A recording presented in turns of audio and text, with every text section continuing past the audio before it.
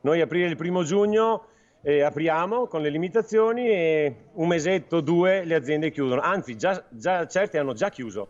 Hanno già deciso di chiudere perché hanno capito che non possono rimanere in piedi con questo sistema.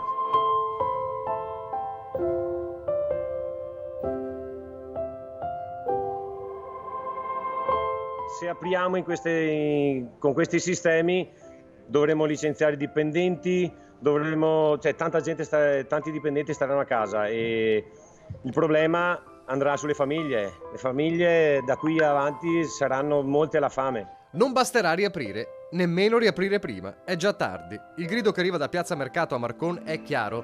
In 500 si ritrovano pacificamente rispettando distanze e sicurezza, ma il cuore è in tumulto. Commercianti, artigiani, ristoratori.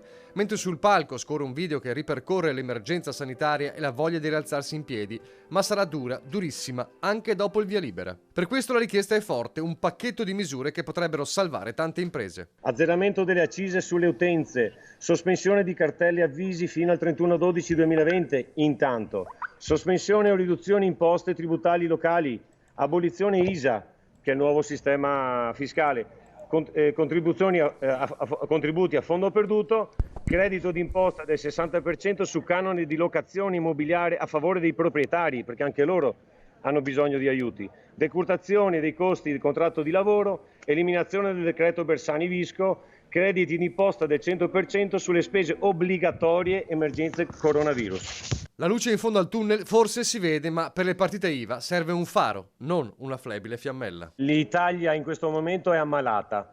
E come noi, come delle persone si sono ammalati e hanno avuto bisogno di ossigeno per stare in vita, l'Italia oggi come oggi ha bisogno di ossigeno. Il nostro ossigeno è che lo Stato ci deve aiutare in tutte le maniere che può, che sicuramente non si trova in una bella situazione, ma senza ossigeno noi moriamo.